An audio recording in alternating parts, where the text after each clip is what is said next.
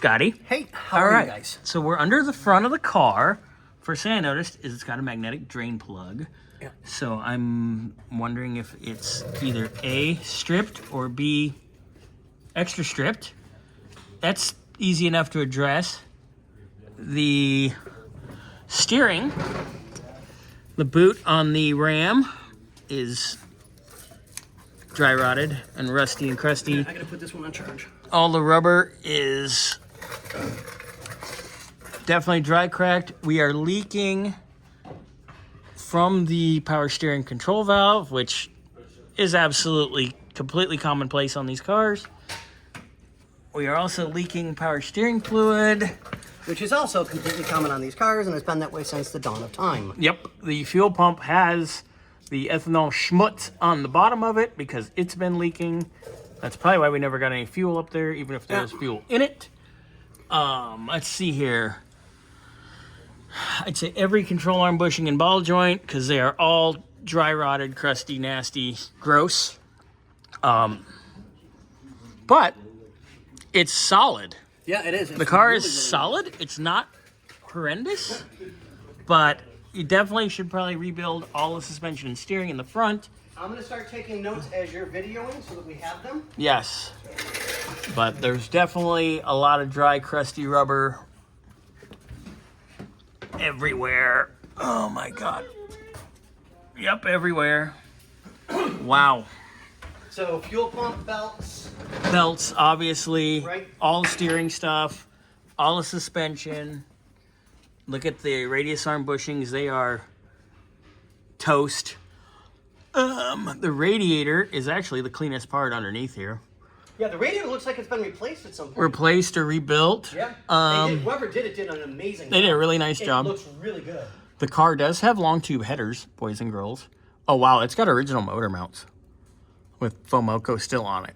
I would definitely say we should replace those as they are cracked.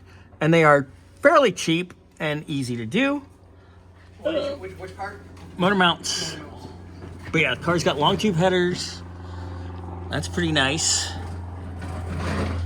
Let's see here. We discussed the rubber being toast. Radius arms? Yep. Just put all suspension and steering, period, because it's all dry rotted, cracked, and no es bueno. All right, going back to the trans. It appears at some point there was a hole in the pan and somebody welded it. That ain't so bad. It doesn't seem too crusty, dirty, nasty. Obviously, trans mount, I would recommend replacing. It is cracked. Boy, it smells like trans fluid back here, so we know we have a trans fluid leak. Right. Let's check U-joints. Definitely drive shaft U-joints should be replaced. Coming back here to the diff. It's been leaking, as you can see. Right, I saw that when I was underneath. Around the third member. Yep.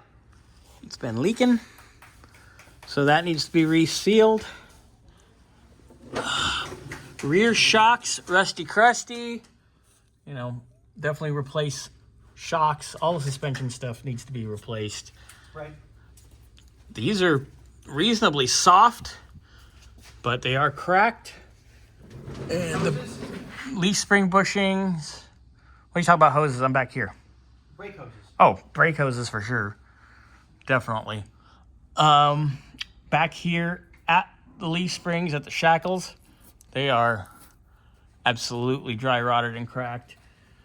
It's actually easier to get new springs and everything, boom, boom, done, Right. then replace. Leaf spring bushings as well? Yeah, that's why I just said do all of it. I want to make sure that we're all on the exact same page. We are.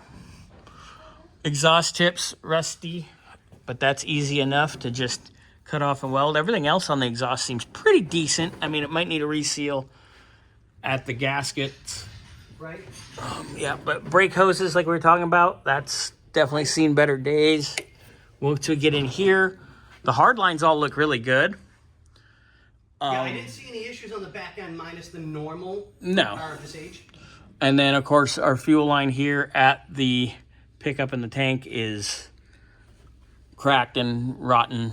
Yeah, I'm going to want to flush the metal brake lines out. We got to flush all the lines, brakes, fuel, everything. Yeah, it's going to have to be completely It done. needs to be flushed. The tank needs to be drained. And of course, this one doesn't have a drain plug.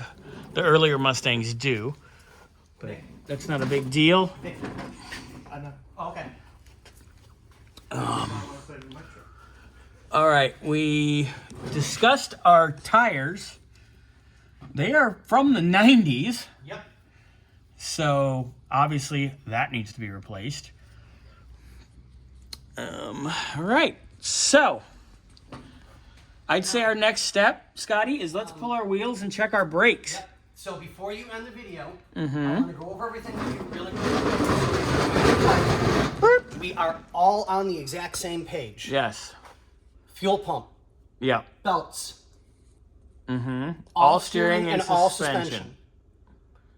Ball joints, which is steering and all ball suspension. joints, Leaf spring Motor bushings, mounts. which is leaf springs. motor mounts, Yes. transmission mounts, Yes. U-joints, Yes. leaf spring bushings. Which would be just buy new springs with everything. You want to do the spring? Well, They're crusty, rusty, and they're nasty. And it's actually more cost effective for the customer just to go, done. yeah, okay, true, good idea. And Okay. then all the steering stuff. Got it. Got I've it. got all steering, suspension, all ball joints, motor mounts, trans mount, Oil. U-joints, leaf spring, bushings, brake hoses, tires. Oil pan, drain plug situation. We need to figure that out.